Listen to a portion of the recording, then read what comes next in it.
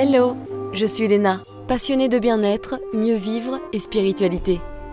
J'ai créé ce podcast pour faire connaître au plus grand nombre des méthodes alternatives pour aller mieux, que ce soit physiquement ou mentalement.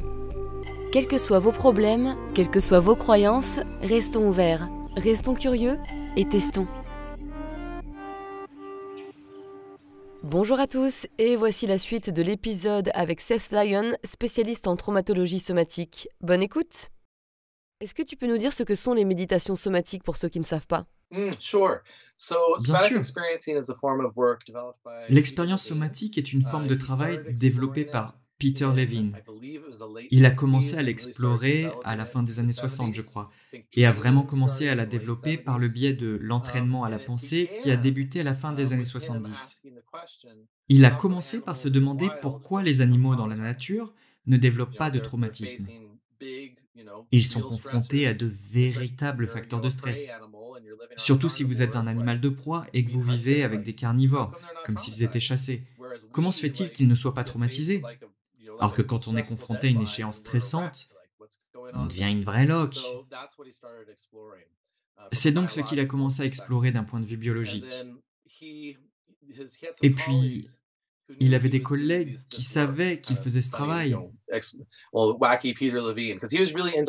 Ce Peter Levine un peu farfelu, parce qu'il était vraiment dans toutes sortes de choses. Il s'intéressait au chamanisme, il était très curieux, il s'intéressait à la psychologie, à la biologie, un homme très curieux. Et donc il y avait une femme que personne n'arrivait à aider. Elle avait de vrais problèmes, beaucoup d'angoisse, une énorme anxiété, et ils l'ont envoyée à Peter, parce que personne ne trouvait comment l'aider. Et il était donc juste curieux, et il était avec elle. Je ne me souviens pas exactement. C'est dans l'un de ses livres. Je crois que c'est dans son premier livre, Waking the Tiger, Réveiller le tigre. Les gens pourront le lire. Mais en gros, ce qui s'est passé, c'est qu'elle était assise et parlait de ses problèmes, et il a eu l'impulsion de dire « Il y a un tigre derrière vous, courez !» Et elle a couru, ses jambes sont parties. Elle a couru et s'est assise pendant, je pense que c'était environ 15-20 minutes. Et après ça, plus d'angoisse. Tout était parti. Et il a réalisé que la réponse combat-fuite était coincée dans son système et qu'elle avait juste besoin de sortir. Et alors, elle l'a fait et le symptôme a disparu. Heureusement, il s'agissait d'un cas assez simple d'activation de réponse combat-fuite non résolue, qui est la forme de traumatisme la plus facile à traiter. Je n'en ai eu qu'un seul, parce qu'il est beaucoup plus courant d'avoir un drame complexe avec toutes ces réponses de survie superposées. Mais oui, heureusement, celui-là était assez simple, et il lui a donné cette révélation. Ah, le système sait comment s'en sortir. On doit juste lui fournir les stimuli appropriés et l'attention qu'il peut naturellement libérer du système. C'est comme ça qu'on a commencé à explorer et à développer l'expérience somatique. Et maintenant, il y a des formations dans le monde entier. J'adore. C'est tellement intéressant et pourtant tellement basique. On devrait connaître ça dès l'enfance. Ah oui, la connaissance qu'on apprend dans l'expérience somatique, ce sont des choses qui devraient être enseignées à l'école primaire, ou en 6e ou en 5e, on devrait enseigner ces choses. Une simple compréhension de base de votre humanité, de votre système nerveux, de votre processus autonome, ce qui se passe. Ouais, complètement. Amen. Une chose dont j'aimerais parler est le fait que les gens n'utilisent pas correctement l'énergie de la colère, qui peut être très puissante, et c'est là que nous pouvons peut-être parler de la manière de la gérer sainement et de la façon de la ressentir et d'utiliser le potentiel de cette énergie particulière. Oui, c'est sûr. La colère est un vrai problème dans notre société, parce que, comme je l'ai dit, les menaces auxquelles nous sommes confrontés ne sont généralement pas flagrantes. Elles prennent souvent la forme de facteurs de stress, de conditions sociétales, de situations de travail, de délais, de rage au volant, de circulation, de choses de société industrialisée. Oui, c'est très rare. Il y a de véritables attaques, de véritables crises bien sûr, mais pour la majorité des gens, ce qui agite leur système est plus subtil. Et généralement, on n'a que deux exemples de la façon de gérer la colère. Soit on la réprime, soit on la laisse exploser. Et les deux sont vraiment malsains. Parce que quand on réprime la colère, elle se replie sur elle-même et se transforme en dépression essentiellement. C'est une énergie vitale refoulée qui est très forte. Il faut donc utiliser le blocage pour y parvenir. Le système doit recourir à la réponse figée, au blocage pour retenir tout ça et on déprime. Ou si on laisse exploser la rage, alors évidemment c'est dangereux. On peut blesser d'autres personnes ou se blesser soi-même. Donc on n'a pas vraiment de bons modèles pour gérer la colère. Et c'est là qu'entre en jeu ce qu'on appelle l'agression saine. Parce que quand on fait ce travail sur le traumatisme, on arrive presque toujours à un point où la personne commence à se sentir vraiment en colère.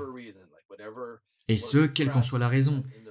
Comme ce qui a été réprimé dans son enfance, ce qu'elle n'a pas pu exprimer, comment elle n'a pas été valorisée, comment on ne lui a pas accordé l'attention qu'elle méritait, comment elle a été disputée par tel professeur ou tel parent, comment elle a été frappée ou maltraitée, quoi que ce soit. Toutes ces impulsions visant à se protéger sont présentes dans le système. Et il est important de comprendre que c'est vraiment ça qu'est la colère. La colère est différente des autres émotions. Elle est en fait destinée à faire quelque chose, c'est un carburant. Elle est censée alimenter l'autoprotection.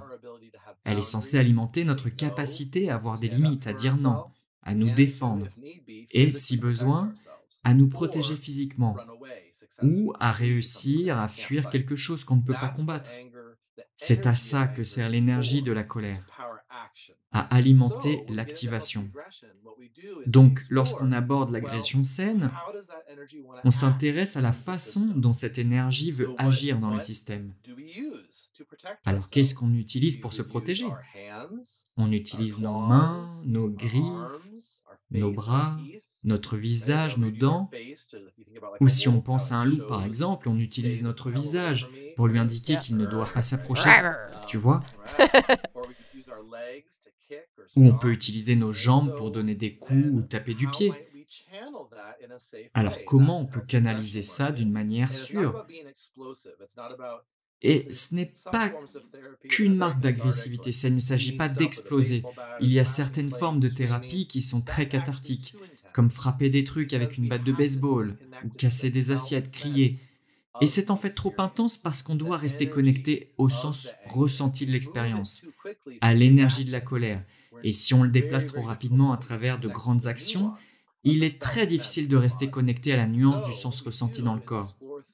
Donc ce qu'on fait, c'est qu'on explore des choses comme, par exemple, vous prenez une serviette, vous la tenez dans vos mains afin que vous puissiez vraiment sentir comment vous pourriez la tordre avec une résistance. Et puis vous ressentez l'énergie de la colère, tu vois? Et peut-être que tu vas utiliser ton visage, tu serres et tu grognes un peu, et tu laisses ton visage faire ça. Tu utilises les muscles, mais tu restes connecté à la sensation de cette énergie, et tu notes ce qui se passe. Ou vous pouvez aussi peut-être pousser contre un mur ou un meuble, ou idéalement contre un ami ou un praticien qui peut vous offrir une certaine résistance. Et vous ressentez simplement l'effort de la poussée. Ou bien vous pouvez utiliser le son. Il se peut que la mâchoire ait besoin d'être utilisée. Ce sont tous les types de choses que nous explorons dans le travail sur l'agression saine. Et puis il y a aussi un autre élément qui peut impliquer l'utilisation de l'imagination, où on peut avoir besoin d'imaginer la destruction des choses ou des personnes qui nous ont blessés dans notre esprit. Ça marche vraiment? Oui, ça peut aussi en faire partie. Et s'autoriser à faire ça dans son imagination peut être très difficile pour beaucoup de gens. Je pense que j'ai tué beaucoup de personnes. Oui, moi aussi. Ah oui, j'ai écrit beaucoup à ce sujet. J'ai décapité des membres de ma famille plusieurs fois. Et c'est bien, votre esprit, votre imagination. Tant de gens souffrent de leur dialogue intérieur, de l'autocritique, de jugement intérieur, du sentiment de ne pas être assez bien. Tout ça est venu d'ailleurs. Tout ça vient de l'extérieur, des gens et des institutions. Et ce que fait le système s'il ne se défend pas à ce moment-là, c'est qu'il intériorise et crée ces golems dans notre imagination qui nous crient dessus. C'est bien de détruire ces salauds, non? C'est bien d'y aller et de leur couper la tête et de sentir le corps pendant que vous le faites, le ressentir au ralenti, comme les épées, ce genre de choses. Tel Dark Vador. Oui, oui. Mais ce que tu dis est tellement important pour ressentir l'émotion, parce que je me souviens, il y a peut-être de ça 13 ans, je voyais une psy et je devais me battre contre un oreiller, mais je ressentais pas l'émotion. En fait, cette émotion, elle était bloquée, j'avais honte de la montrer devant quelqu'un, ça sortait pas en fait. Donc pour moi, j'avais juste l'air con. Je me demandais ce que j'étais en train de faire, j'étais pas du tout dedans. Évidemment, ça a servi à rien. Oui, absolument. Il est très important que nous construisions ça et que ça vienne d'un endroit où l'on reste connecté intérieurement et où l'on ressent l'émotion, la chaleur. C'est très commun, comme quand vous vous connectez vraiment à elle et vous commencez à la laisser s'exprimer. Vous aurez des bouffées de chaleur qui traverseront le système et vous aurez peut-être des tremblements, des vibrations, peut-être même des larmes. Très souvent, vous passez par la colère et puis il en ressortira une couche de larmes plus douce. Donc oui, lorsqu'on travaille avec la colère, il s'agit d'être puissant, mais d'une manière qu'on qualifie de titré, de construire cette capacité petit à petit, de sorte qu'on reste réellement présent tout au long de l'expérience dans son corps. Et pour moi, ressentir mes émotions, c'est ce qui a changé ma vie. J'ai appris ça il y a 2 ans, j'ai commencé à être connectée à mon corps et à mes sensations, sans jugement et avec amour, en tout cas compassion, et ça a littéralement changé ma vie pour toujours. Mon système digestif va vraiment mieux et je pense qu'honnêtement, je médite au moins 1h30 par jour, tout simplement parce que j'ai trouvé ma méditation qui me fait du bien. J'adore ça, c'est vraiment authentique. C'est même une nécessité pour mon corps. J'ai toujours d'ailleurs des sortes de vibrations, de fourmillements à chaque fois. Trop marrant, enfin, c'est vraiment bizarre et j'adore toutes les sensations que j'ai, il y en a plein. Ah oui, c'est génial. Et c'est tellement important pour accomplir ce travail, d'aimer les sensations. C'est une excellente affirmation.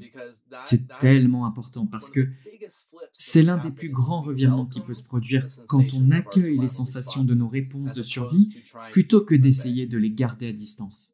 Oh oui, et ce qui est rigolo en ce qui concerne ma méditation somatique, ce sont les bruits de mon ventre. On dirait un opéra, mais au moins pendant une demi-heure. Peut-être parce que je suis très viscérale, j'en sais rien, on est sûrement tous différents, mais on dirait une symphonie de Beethoven. Maybe, I don't know, but it's like, yeah, a symphony. Oui, c'est génial. It's like Beethoven. Tout le monde est différent, mais c'est très commun quand on commence à travailler. Yeah.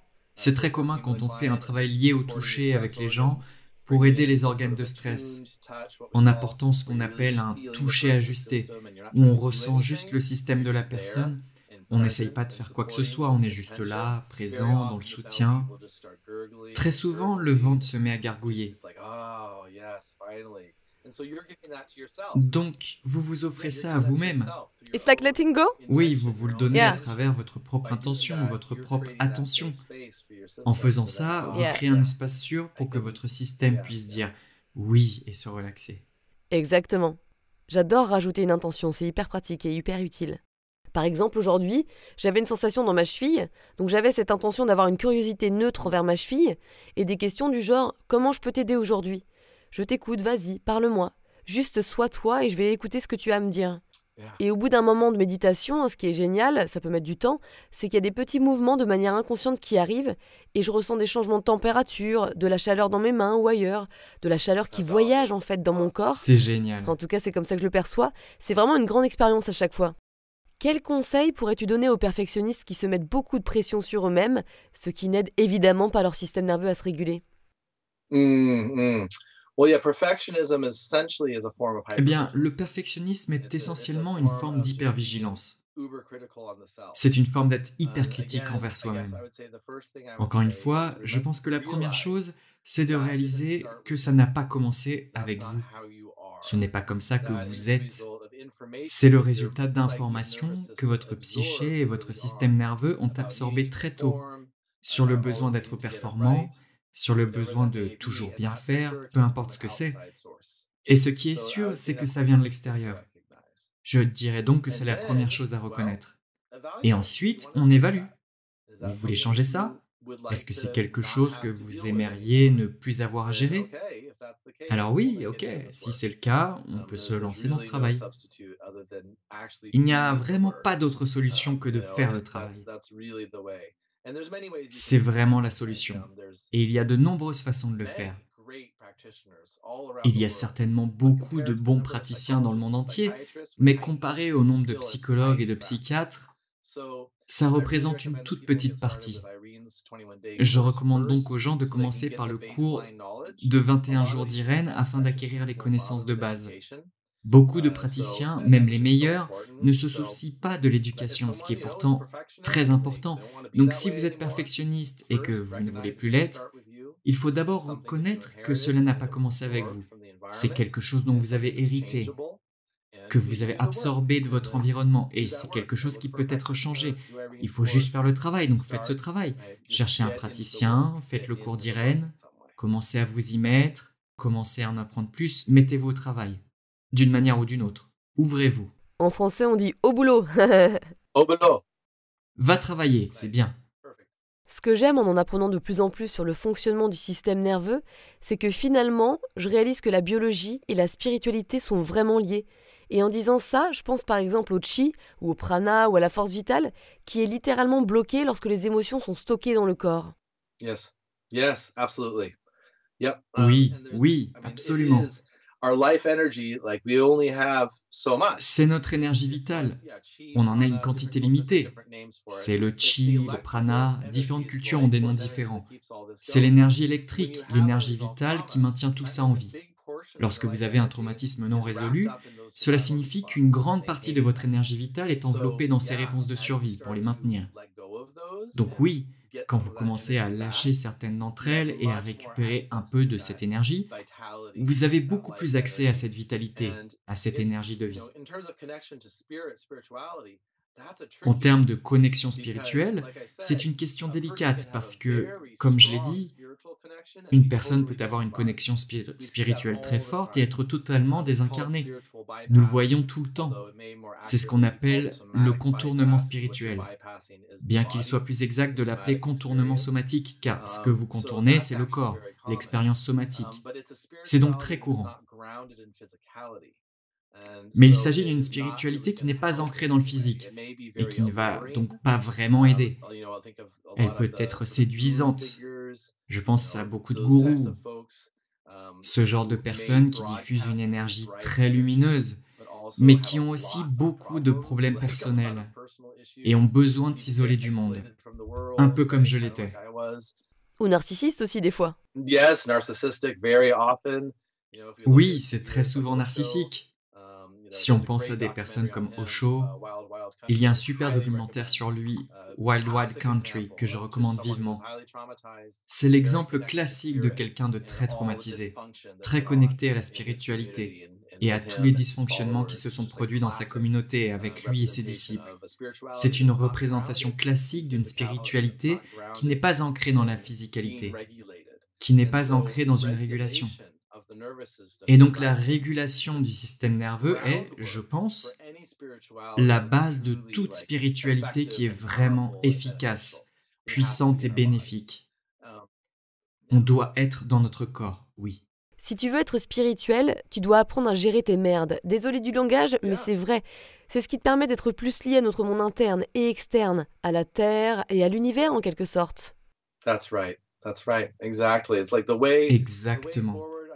C'est comme si la façon d'avancer, je pense, en ce moment sur cette planète, en termes d'évolution de toutes les façons dans notre conscience et notre spiritualité, est de tourner notre action vers la merde, vers le sous-sol.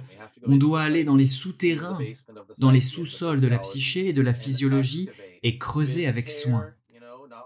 Pas tout d'un coup, pas de manière cathartique, par l'éducation, par l'information. On doit faire ce voyage dans le monde souterrain et se reprendre en main. Et c'est la voie à suivre pour accéder à une spiritualité et une conscience réelle, harmonieuse et ancrée, qui peuvent être bénéfiques. Ça pourrait être le but d'une vie. Oui. Enfin, c'est ce que je pense, mais c'est le choix de chacun. Absolument. Ce que je trouve fascinant dans ce travail de guérison des traumatismes, c'est que tu deviens vraiment une autre personne. C'est comme si ton ancienne personnalité était basée sur des traumatismes, mais pas sur ton moi authentique. C'est pas facile de passer de l'ancienne personnalité à la nouvelle, parce que pendant ce travail, il y a quand même des phases où tu sais plus qui tu es. Mais c'est excitant.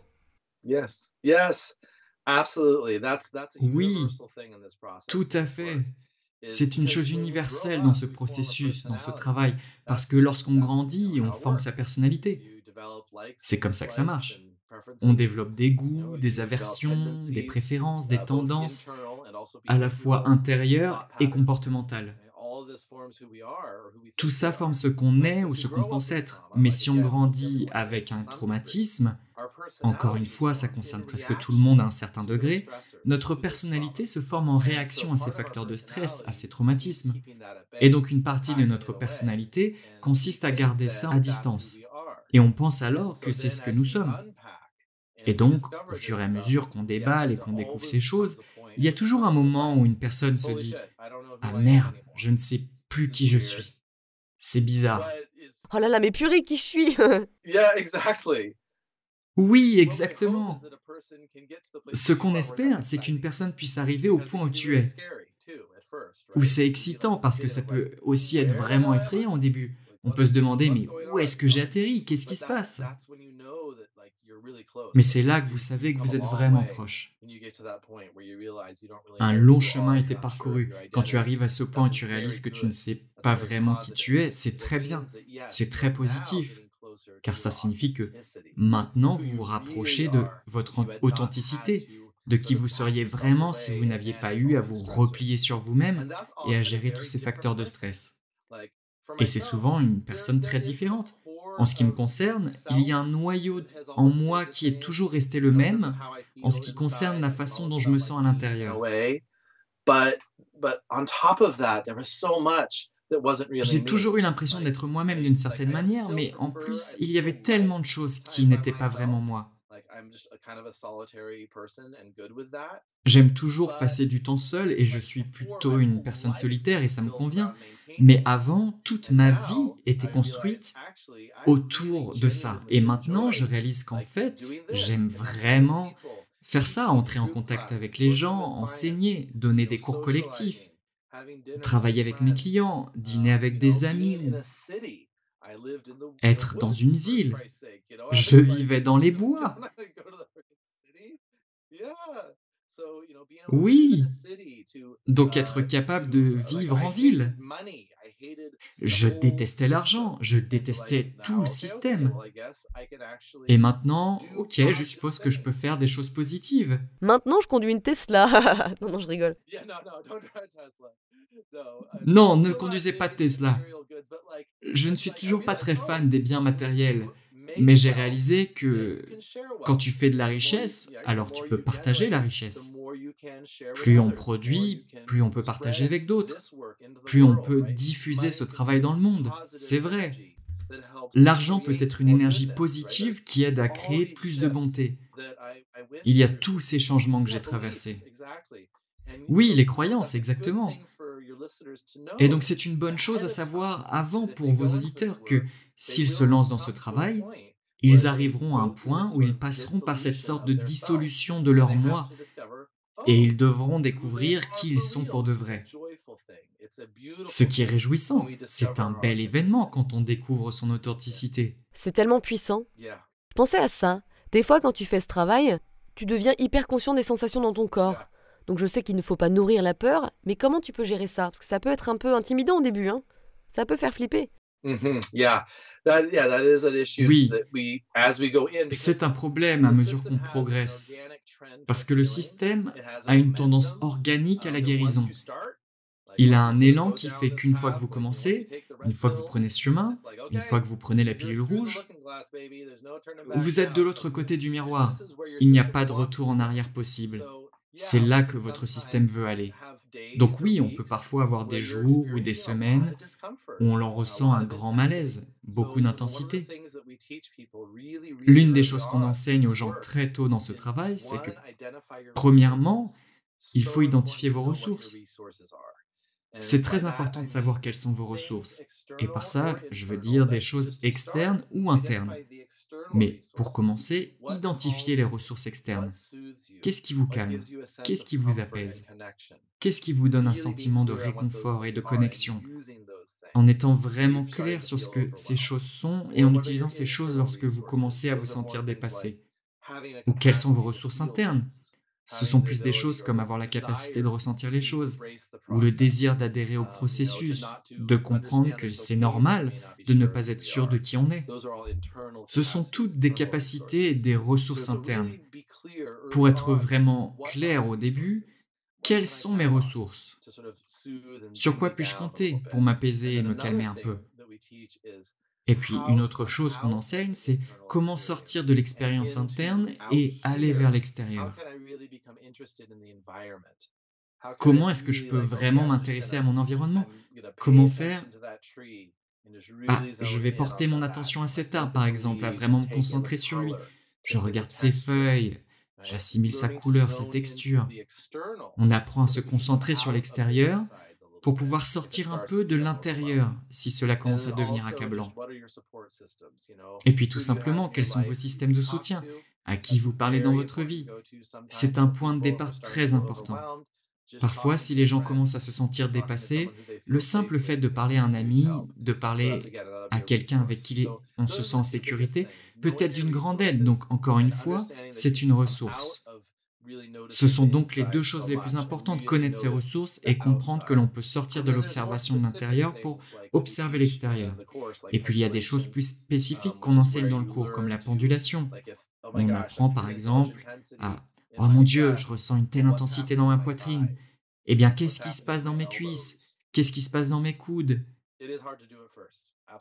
C'est difficile de commencer par ça. Absolument. Une grande partie de ce travail, c'est du travail. Vous construisez littéralement de nouvelles voies, de nouvelles fonctionnalités du cerveau, en détournant votre attention d'un point problématique. Parce que ce qu'on a tendance à faire en tant qu'être humain, si quelque chose est désagréable, on a tendance à zoomer dessus avec notre conscience et ensuite à nous en inquiéter. Et cela ne fait qu'empirer les choses. Il s'agit d'apprendre à ne pas forcer. Et puis, trouver quelque chose d'autre à l'intérieur ou à l'extérieur, c'est un autre aspect de la question. Pour moi, mes ressources les plus efficaces sont mon chien, évidemment, tellement apaisant. La pauvre, je la trifouille de partout, ça me déstresse. Ah non, ils adorent ça, c'est pour ça qu'ils sont là. Oui, oui, complètement. Et aussi faire des câlins à mon chéri, je suis très câlin, moi j'aime bien faire des câlins à tout le monde. Et écouter de la musique, alors ça nourrit mon âme, c'est hyper efficace, c'est vital. J'écoute souvent 3000 fois la même chanson, j'ai comme un besoin profond en moi. Et puis ensuite, ah ça y est, je peux changer de chanson. Et évidemment les méditations somatiques, hyper important. Je fais de la musique, donc c'est probablement ma plus grande ressource. Je compose toujours. Ce sera toujours mon premier amour créatif.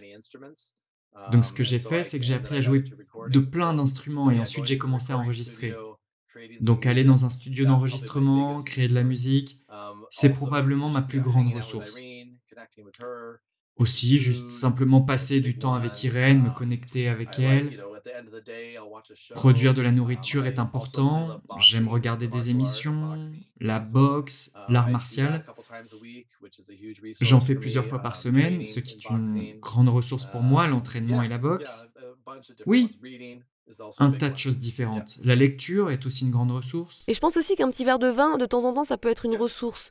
Tu sais, je parle pas d'addiction ici, mais ce que j'aime bien avec ce travail, c'est qu'on travaille sur la culpabilité et c'est ok de rien faire et de regarder Netflix par exemple, ou c'est ok de boire un verre de vin. En fait, c'est ok d'être humain, quoi, sans culpabilité. Oui, il ne s'agit pas d'être un genre de moine zen dans un temple. Non, non, on est ici sur Terre, dans cette vie, et les humains ont toujours choisi un divertissement, ça fait partie de notre culture. Donc maintenant, au lieu d'aller au forum et de voir une pièce de théâtre comme en Grèce, nous on a les séries Netflix, les films ou autres. Non, il n'y a rien de mal à ça. Et rien de mal avec le vin. Rien de mal à, je veux dire, toutes sortes de substances, le tabac, la marijuana. Peu importe ce que vous consommez, ce n'est pas ça qui peut être un problème. Ce sont les associations que les gens développent avec elles. Et ça peut être n'importe quoi. Ça peut être faire du shopping, ça peut être l'activité physique. On peut être dépendant à n'importe quelle activité ou substance. Et ça peut faire partie de notre façon de réprimer les choses.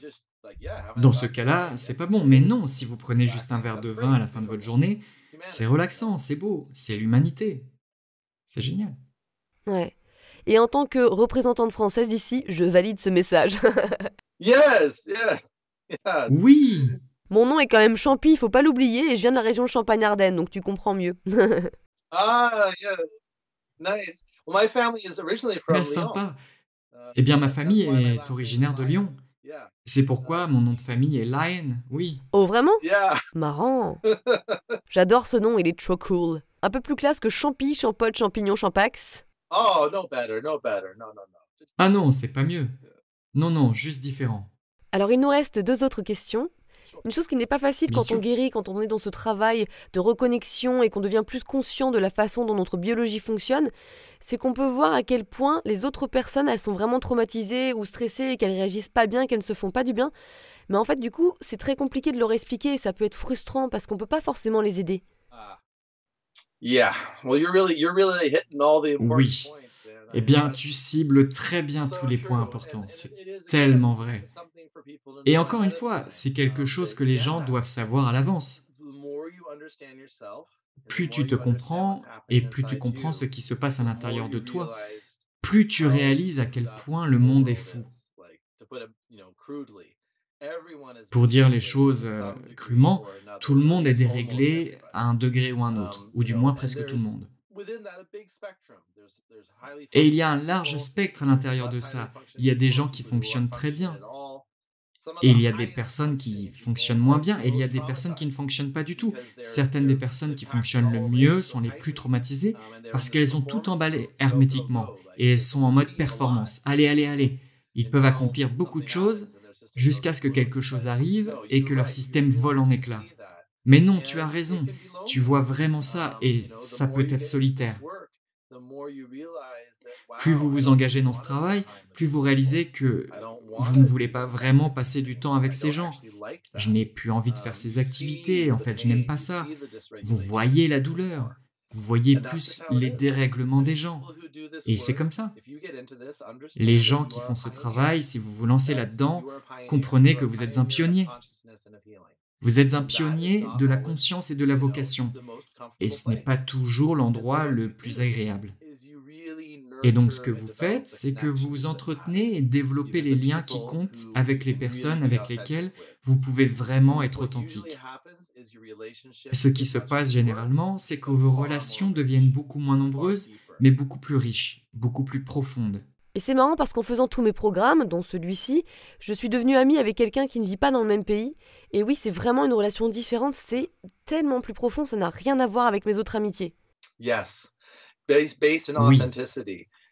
Basé sur l'authenticité, sur une compréhension partagée. C'est comme ça. J'ai eu beaucoup de clients pour qui c'était le cas. Je ne peux pas vraiment traîner avec les gens avec qui j'avais l'habitude de traîner, ou je ne les aime plus vraiment, ou je n'aime pas ces activités. Oui, exactement. Je ne veux plus rester assis là, à râler et à dire des conneries. Et tant de façons dont nos groupes sociaux tendent à être organisés autour de la dérégulation, de l'activation. Donc oui, c'est une chose très réelle, et c'est quelque chose dont il faut être conscient. Mais oui, j'adore le mot pionnier. Yeah, call me madame. Oui, tu l'es. Et il y a une réelle noblesse Yeah, I là-dedans. like the word pioneer. Yeah. Vous poussez la Yeah. conscience de la planète dans une bien meilleure direction, vers la guérison, la compréhension de soi, la plénitude et la régulation. Mais oui, tous les pionniers se sentent seuls, pas vrai? J'ai vraiment compris en faisant tout ce travail que je peux pas changer les gens, je ne peux que les inspirer en continuant d'approfondir ma pratique et devenir une autre personne. C'est ça, oui. Et c'est une chose qui peut être frustrante parfois. Beaucoup de gens se lancent dans ce travail, ils sont super excités et veulent en parler à toute leur famille et à leurs amis. Et on leur ferme la porte. Ils ne sont pas intéressés parce qu'ils ne veulent pas guérir. Ils ne veulent pas changer. Donc, oui, tout ce que vous pouvez faire, c'est de faire ce travail. Et les personnes qui sont censées être inspirées par vous le seront. Et vous pouvez essayer de partager avec votre famille et vos amis. Parfois, ils seront ouverts à ça, mais très souvent non. C'est juste comme ça. Oui, tu dois l'accepter, mais quand tu fais ce travail, tu obtiens plus de sagesse, donc il faut respecter ça, et c'est ok. Yeah, exactly. Oui, exactement. Nous allons terminer cet épisode avec des questions rapides, et ce sont des questions plus générales. Oh, sure. Oui, bien sûr. Si tu ne devais garder qu'un seul livre, lequel serait-il? Oh, wow, one Oh, book. un livre. Quelque chose qui était vraiment important pour toi, quelque chose qui t'a fait tilt. Mhm. Probably a book called Little Big Probablement un by livre John appelé Crowley. It's Little my Big favorite novel. de John Crowley. I've read it C'est mon probably roman 10 préféré. times. Je l'ai lu Yeah, probablement it's 10 just my fois. favorite novel. I love C'est fiction. mon roman I préféré. love J'adore la fiction. yeah, all forms of J'aime fantasy or toutes les formes de fantastique ou science de fiction, science-fiction, magical realism, le réalisme those magique, types of ce type de really livre vraiment imagination basé sur based books. l'imagination. And yeah, Little Big. Little Big est That's mon my préféré. favorite. Cool! Quelle pratique pouvons-nous tous ajouter à notre routine quotidienne? Orientation. L'orientation, That's the baseline. So I won't c'est la go into all the base. details of it, but Je ne vais pas trop entrer dans le if you détail, want to mais start exploring this si vous work, voulez commencer à explorer ce basic travail, orientation. Take 5 minutes l'orientation in de the day. base, prenez 5 Pause, minutes dans la journée. sit, Faites une pause, become aware of asseyez-vous, the feeling of your prenez seat, conscience de la become aware sensation of de the votre ground siège, supporting your feet, prenez conscience du and sol sous then vos pieds, simply et scan puis your environment. balayez simplement Let votre your environnement. eyes lead the way. Laissez vos yeux Let ouvrir your la voie. eyes find where they want Laissez to vos go. yeux trouver Just où ils veulent find aller. some place where it's easy Et to trouvez rest your simplement un eyes. endroit où il est facile de reposer vos Take yeux. in what you're seeing. Assimilez Can ce que you vous feel your voyez. breath? Can you feel Pouvez-vous your sentir seat? votre respiration, Can you votre connect the siège? inside and the outside? Vous reliez Can you connect l'intérieur your et l'extérieur? environment with your internal Pouvez-vous relier experience votre and be aware environnement of à both votre at the same expérience time? interne et être conscient des deux 5 en même minutes. temps? 5 minutes. Avec cet exercice, tu peux te connecter au moment présent, à toi et à ton environnement, donc ça aide ton système nerveux. That's right. It's about coming into the C'est present ça. moment with Il s'agit intention. d'entrer dans le And moment it's présent about avec not just the intention. mind-body experience, Et il ne the s'agit pas mind-body seulement de environment l'expérience corps-esprit, experience, de the l'expérience whole corps-esprit present environnement, moment, both mais what's de tout outside le and moment what's présent, inside, à la and fois how ce are qui est à those things l'extérieur et ce qui related est à to each other? l'intérieur, How et do you comment ces feel choses that? sont reliées les unes That aux autres. creates a sense, yes, of Comment vous safety. sentez-vous? Ça crée un And sentiment de or sécurité, you et can ou also, parce que vous because devenez you're plus becoming more présent et present plus and more calme. still, like I said, the system always wants Comme to je l'ai go dit, towards le healing. système It veut may take toujours that aller as vers a la cue guérison. to let a Il little peut prendre something ça come comme un up. You may feel signal pour emotional. laisser You monter may quelque feel chose. anxious. You Vous may pouvez vous feel a sentir little ému, energy feel. angoissé, Right? sentir un So peu d'énergie just be passer. aware that it's not about getting Alors soyez calm conscient qu'il ne s'agit pas necessarily. It's nécessairement de se about calmer. becoming Il present s'agit de to what devenir is. présent à ce qui est. Oui, j'adore ça. La meilleure activité pour se calmer? Ah, well, that's going to be so individual. Ça dépend Because fortement des yeah, personnes, different people need different parce que things. chaque But personne a one besoin de thing choses that différentes. I could Mais say une is chose que je pourrais dire, there's a common misconception c'est that qu'il y a calm une idée down, you should fausse take a très deep breath, répandue selon and laquelle, that pour se actually, calmer, il faut no, prendre take une a profonde long inspiration. exhale. Et en fait, non, So il faut that's faire a une longue very simple thing, expiration. because when you take a deep breath in, C'est très that simple, actually car spikes lorsqu'on your heart inspire rate. profondément, When le you do a rythme long cardiaque exhale, s'accélère. it lowers the heart rate. Quand vous faites So une you take a longue gentle expiration, breath cela fait in. baisser le rythme cardiaque, donc vous prenez une légère inspiration. Ça marche. Yeah. The system just immediately settles. You Le just let système se all your air, stabilise you immédiatement. push all Tu laisses your sortir air tout l'air, out. tu pousses Then vraiment it's tout like l'air you et tu constates comment tu te sens. Très important, merci. Quel est ton mantra ou une phrase que tu te répètes régulièrement? Well, I wouldn't say I have a mantra, but a theme that's Eh very bien, je ne important dirais to pas me que j'ai un mantra, is mais un the thème très idea important of pour moi wholeness, est l'idée de of plénitude, reclaiming de fragmentation, se remettre de la becoming fragmentation, whole. de devenir entier. And I mean that at many levels. Et je When l'entends à we plusieurs go niveaux. through trauma, we become Lorsqu'on fragmented. traverse un traumatisme, on se You know, fragmente. parts of ourselves get kind of packed Des away in these parties de survival nous-mêmes sont mises à responses. l'écart dans ces There could réactions de be parts of survie. our psyche Il peut y that avoir des happens parties de too. notre psyché At a qui sont touchées spiritual au niveau level, spirituel when lorsqu'un trauma happens traumatisme many, many, survient many, au many, cours many de très lifetimes, nombreuses if you vies. believe in that, Si vous croyez en there ça, could be parts of the il peut self, y avoir parts des of the parties du soul soi, that des become parties de l'âme qui fragmented. se fragmentent. This is a lot of the shamanic work. C'est une grande When you're partie du talking travail about chamanique. Quand tu parles soul de retrieval, récupération that's what d'âme, it's called, right? c'est Or comme you're ça que ça basically going s'appelle, into non? the astral realm, Ou reclaiming quand vous parts allez of dans le yourself. royaume astral, That's retrouver des all parties de connected to vous-même. trauma healing. And C'est I lié à don't la it guérison des happens traumatismes, naturally. et ça se passe As you do the naturellement. somatic work, En you're faisant le calling travail the somatique, pieces vous of faites yourself that may appel have been aux lost morceaux de through vous-même space and time. qui ont pu être perdus And à that travers process l'espace-temps. is, I think, Et ce for me, the processus est most pour moi important le guiding principe principle directeur, is le plus becoming important whole. pour devenir entier. Je pense à un truc. L'autre jour, je faisais une méditation somatique, comme d'hab, avec l'intention de savoir pourquoi j'avais un syndrome de l'abandon plus jeune. Et je ne sais pas pourquoi, au bout d'un moment, j'étais sûrement partie très loin dans ma méditation, mon mental avait lâché, et j'ai eu une image où j'étais dans un fossé pendant la guerre, abandonnée par mes camarades soldats. En gros, j'ai été laissée pour mort. Ça m'a réveillée. Je sais pas si c'est vrai ou pas, mais en tout cas, c'était une image assez précise. Yes. Oui, That's exactly what I mean. c'est exactement ce que je veux dire. Quand on fait le travail somatique, c'est une porte. À mesure qu'on l'emprunte, c'est une porte qui mène vers d'autres vies, d'autres expériences, et elles peuvent venir comme ça. C'est comme ça que ça se passe. C'est tellement incroyable. On pourrait en parler franchement pendant des heures et faire un podcast qui dure 20 heures. Mais est-ce que tu veux partager une dernière chose avec nous? Si ça éveille votre curiosité, si vous vous dites que vous devriez peut-être aller voir ça, écouter ça, s'il vous plaît, écoutez ça. Le monde a besoin de nous tous pour faire ce travail, pour s'informer. Notre monde est construit sur l'énergie de la survie. Notre société actuelle et le mode de fonctionnement de leurs institutions ne fonctionneraient pas si les gens n'étaient pas en mode survie. Ce serait impossible. Donc comprendre que si vous voulez changer le monde, si vous n'aimez pas la façon dont le monde est, si vous pensez qu'il pourrait être meilleur, si vous voulez changer la façon dont les institutions fonctionnent, changez-vous. Résolvez votre stress de survie. Découvrez votre authenticité. Parce que chaque personne a un but unique. Chaque personne a une étincelle authentique qui est l'expression unique d'elle-même. C'est lorsque les gens se laissent aller à leur authenticité et commencent à agir à partir de là, plutôt que d'agir à partir de la survie. Des options complètement différentes deviennent possibles en termes de ce que vous pouvez réaliser et découvrir, et comment vous pouvez influencer les gens autour de vous. Éveille ta curiosité. Oui, fais le travail. Et oui, comme je l'ai dit, je suggère que tout le monde commence par les 21 jours de mise au point du système nerveux d'Irène. C'est juste la base de ce dont vous avez besoin pour faire ce travail.